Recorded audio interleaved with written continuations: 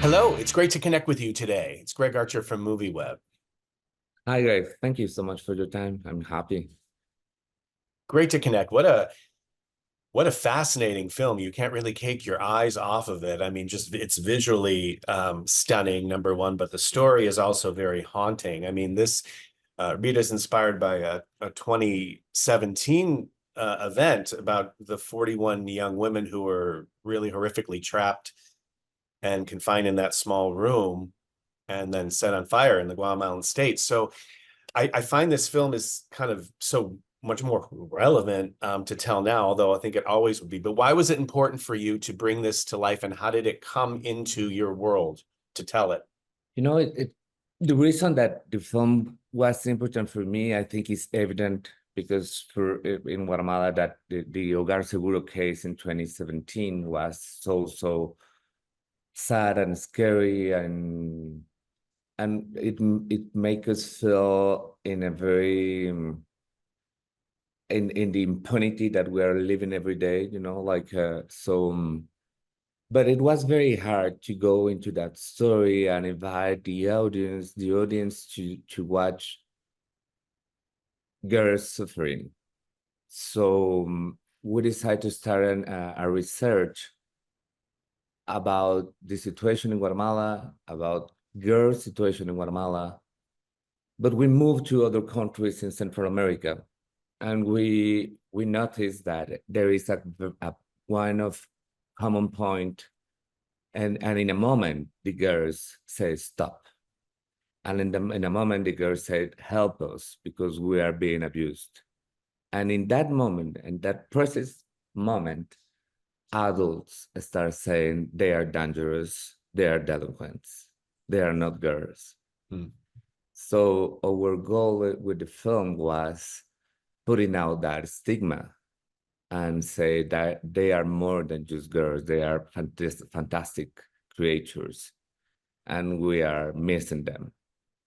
And so in the interviews, we had all that darkness coming because the reality is like that.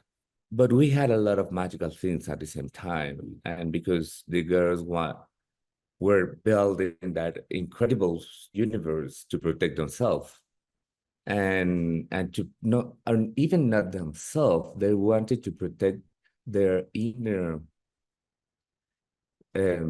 being, their inner real girl living inside. And so what that was the first moment that I said we have to tell the story in a kind of a fairy tale, even if it's a dark fairy tale. Right. It really works. It's quite moving and mysterious as you move along through it. It's a wonderful blend of genres, and it's a great dark fantasy. You grew up in Guatemala, but there weren't any film schools there. So were there filmmakers or movies that really inspired you to become a filmmaker? And I believe you went to Paris. Yeah, I remember when I was 10, we were in the middle of the worst moment of the war in Guatemala, and genocide was coming. It was a very, very hard moment to be in the country, and because I didn't grew up in the capital city. I grew up in a small town, so it was an indigenous small town, was more dangerous. And I watched in a coffee. It was a kind of a touristic coffee, a film of Almodovar, and I discovered that behind the film, because people start saying Almodovar, Almodovar, and I ask about him, and I discovered that behind a film there is a filmmaker. It was the first time that because I don't know, I just thought at that moment that films just came to light, and and I asked my mom to show me some Guatemalan directors, and she told me we doesn't have. And I said, I want to become the Guatemalans who show the faces of our people in the big screen. And so she really took it as a fact. and lead of my education to that, like a plan, and it make us very, very close, make us our relationship very close. So in Guatemala, all the artists were killed, or they lived, or they were hide. So I have to move to Paris, and I made a school there to become a director. And after that, I moved to Rome to make a school to become a writer. And when I start, but I still living in Europe. And when I wanted to start making films in Europe, because there is a lot of facilities there, my mom called me and say, "Don't forget your promise." So I have to come back to Guatemala to start telling the stories in my country. So for sure, I had a lot of European references, but at the same time, a lot of the stories coming from the Mayan people in Guatemala, and the magical realism is coming from that. It's not just a literatural movement. It's a lifestyle. Right.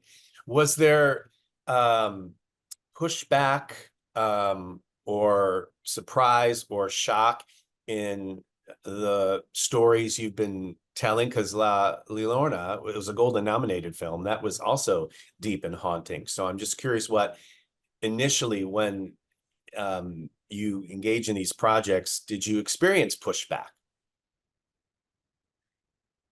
Yeah, but I think that kind of language in Rita, more than a challenge, was a kind of a solution to tell the story. And not just because a facility to be, but a solution because it was closer to the real case. It was closer to the girls. It was closer to their own way to tell stories. And in another way, it was closer to the reality, because in a lot of the institutions that we look for information, we discovered that the catalog really exists, and adults that really using that kind of pictures, costuming girls to sell them. So there is always a very light thing that we can find, and a very dark thing that we can find at the same time. Wow. I understand you're working on a film called The Border, and that is that correct? No, that's a series that we were working for FX, but we are not sure if they will give a red light, a green light. Got And yeah, that's we are waiting for. And you mentioned being influenced or intrigued by Pedro Almodovar. Do you remember or recall the films that really stood out for you? Yeah, it was Atame, I think. And yeah, it wasn't a film that uh, I was 10 or 12, I think, like that. So, but my country was my town was a kind of a indigenous country with 20% of hippies, new hippies. And so I was swimming in that kind of water. And so thanks to that, I could think outside the box. Wow. Well, one last question for you. Thank you for that. If you could make an American film, what kind of film would you like to make? What kind of genre? I not identify myself as a film director. For sure, I am, but I'm identify myself more with a storyteller. And to me, the genre are just a language that is make match with the story. So I'm really interested in every one of the genres, but really everyone's, even superheroes. So I'm looking for stories. But the only thing is make a film takes a lot of time of your life. and I don't want to use my lifetime to just make entertainment.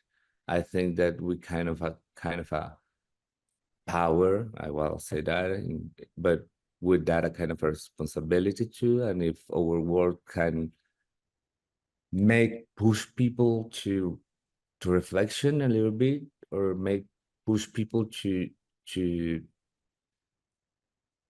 build more empathy in the society, will be better for us. Mhm. I agree. I agree. It's so great to connect with you. Thank you. And thank you for bringing this film to life. Thank you.